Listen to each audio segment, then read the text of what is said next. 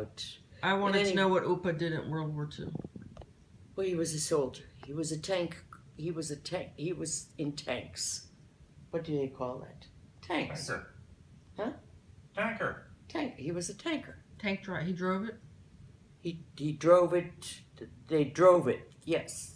And everyone can drive it. They have a commander, they have a gunner, they have 2 or 3 in the tank. I never knew how many people were in the tank, but he was They in the have first invasion. Different numbers. He was in the first invasion to Poland, which in 1939, after Danzig and all that, the German army invaded Poland. Why? That's when they declared, when the Brits, they invaded Poland to get some of the territory back to Germany, and the Sudetenland in particular, and parts of Poland. And when the German army did that under Hitler, the British government declared war in favor of the Poles, because the German army was invading them. And that's when World War II started, in 1939. The only story he told you about the war was about his buddy in the tank, and what happened? Well, no, I mean, I knew other things about that. Because we got regular letters from him, and he went from Poland to Africa? Huh? He went to Africa? No, he didn't go to Africa, because his major commander was Guderian, and Guderian did the Anschluss in Austria. And Guderian also was in France, and France, of course, capitulated pretty quickly. My father always said they were cowards. And Germany practically overrolled France. They didn't fight back, is what you're saying. Yes, under Guderian's command. And then the French Vichy government at the time collaborated with the Germans. But my father, at the last minute, went from the Eastern Front to the Southern Front with his unit. And that's when he was captured. This was after Monte Cassini, when the Americans were already advancing far up the Italian boot after their invasion in the southern part, in Anzio. Is that Anzio, where they landed in Anzio? My father was way up in northern Italy, and when they lost the Monte Cassini fight, and the Americans took command, that's when Upa. That was a very famous thing, because it was a gigantic monastery on the top of a hill. It was about 75 miles south of Rome. Why would they even mess with the monastery? Because it was not the monastery, it was so high up. It commanded the high ground. And the Germans commanded the high ground, and it was an extremely bloody battle. And they had to bomb the hell out of it. So the Americans are the ones who got Upa? Captured him? Actually, the Brits got him first. And he was in a British prisoner of war camp, and they let him go. I thought he escaped. Not the first time. The British let him go because he was regular army and he had no political affiliation. So the British let him go, but because the tankers wore black suits, they had black uniforms.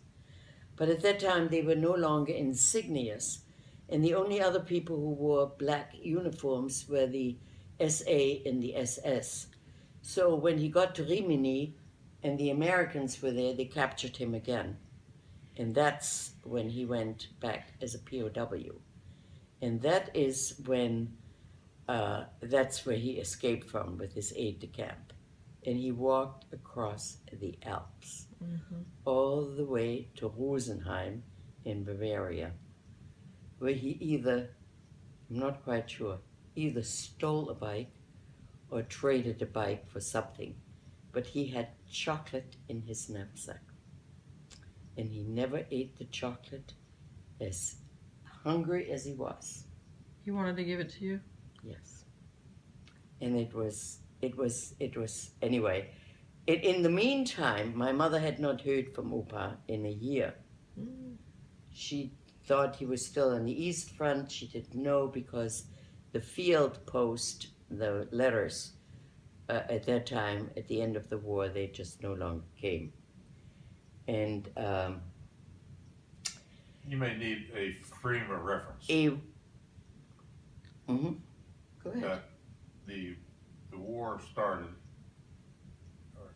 I don't need the history because the story is what I'm doing now. So tell me, how long did it take him to hike that, and tell me about when he got to the house, because I don't want to make this. What happened was that somebody told Omi, somebody threw a bottle out of it off a train near where we lived, or had since relocated after evacuation from Frickenhausen, and said, "Your husband is on the way home. He has a daughter who has a birthday on the 6th of October, and he will be coming home, and he's alive." They threw a bottle, like a message in a bottle? The message off a train, a prisoner of war train that came from who knows where, I don't know.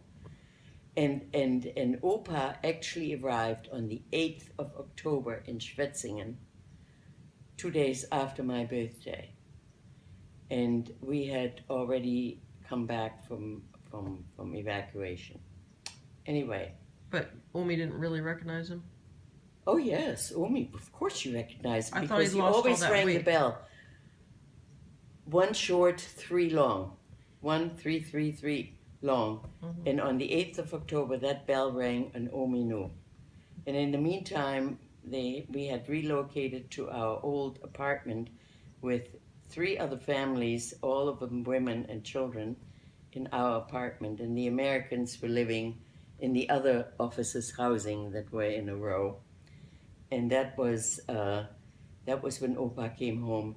And because the Americans had been in our house before we came back from evacuation, there were all these cigarette butts in the attic. And I had gotten all the cigarette butts and collected them and put them in a little pouch. And when Opa came home, there were no cigarettes. Cigarettes were a scarcity. Food was too. I had this pouch for Opa, and he brought his chocolate. Oh. And it was just lovely.